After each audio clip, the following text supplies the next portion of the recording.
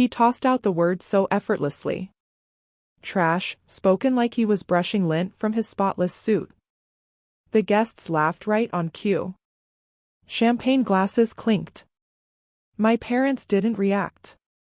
Not even a flicker in my mother's eyes.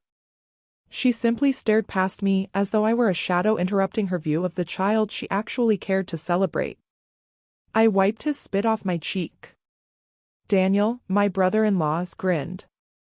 The kind of grin worn by a man convinced the world belongs to him and everyone else exists as background furniture. I didn't yell. I didn't warn him. I just took out my phone. Cancel the $990 million deal, I murmured quietly, just loud enough for the 10 people nearest me to hear. Silence moves quickly. The music choked mid-beat. A glass shattered somewhere. That was the moment the unraveling began. Not for me, never for me. I didn't always hate him.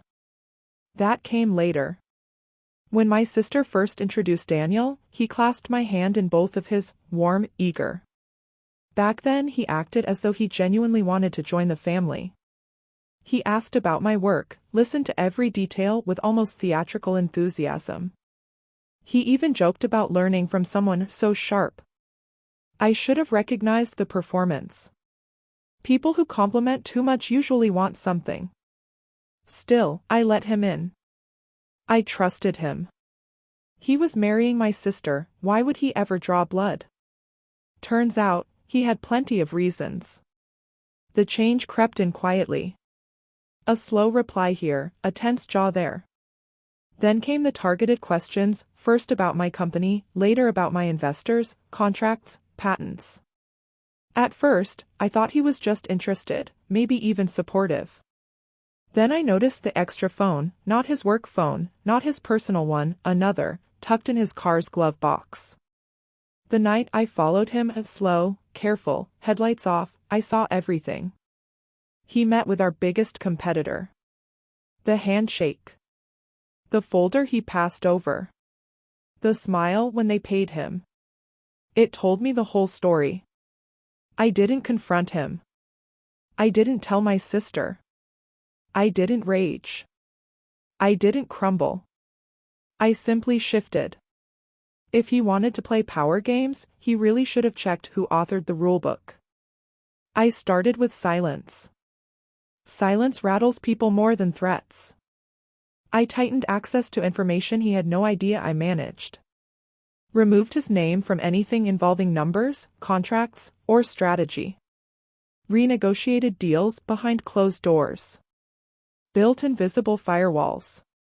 And then, calmly, quietly, I crafted the trap, a partnership his company desperately needed, the same deal their board had been pressuring him to secure, something he'd bragged about to my sister for months. The crown he thought would prove his brilliance. The $990 million deal. Only one signature mattered. Mine. And I waited for the perfect moment to pull the leash tight. That moment arrived at my sister's celebration party. He was already drunk on praise, money, and the delusion that he'd risen above me. Trash, he sneered, jabbing a finger at me like I was hired staff. My parents didn't interfere. Why would they? To them, I had always been the quiet one, the ordinary one, the child who made money but never noise. They never understood that silence can be a blade. So when I said, cancel the $990 million deal, the room froze, because those words were an explosion. Daniel laughed first, sharp, shaky. You don't have that kind of authority. I lifted my eyes to him. I own the company offering you the deal. His face drained. No, I continued, your company was acquired last quarter. Publicly. You didn't notice because you were too busy selling my blueprints behind my back. My sister snapped her head toward him. What? He started sweating before she even finished the word. I handed her a folder, printed screenshots, dates, payments, photos from the night he thought he was being stealthy. She covered her mouth. He lunged at me, but two of his own executives held him back. They had already received termination notices on their phones. That was step 1. Step 2 was the announcement I delivered to the entire hall. As of this moment, Daniel Harper is prohibited from negotiating with any of my companies or affiliates. The actions documented here will be submitted to the board, law enforcement, and the press. Gasps. Camera flashes. Whispers sharp as blades. He collapsed into a chair. I didn't look at my parents. I didn't have to.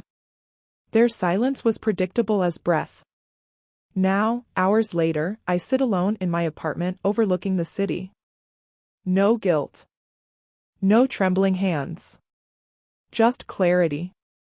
People imagine revenge as loud fire, chaos, destruction. But true revenge is quiet. Precise. Surgical. One phone call at the right second can take down an entire empire. Daniel built his power on lies. I ended it with the truth.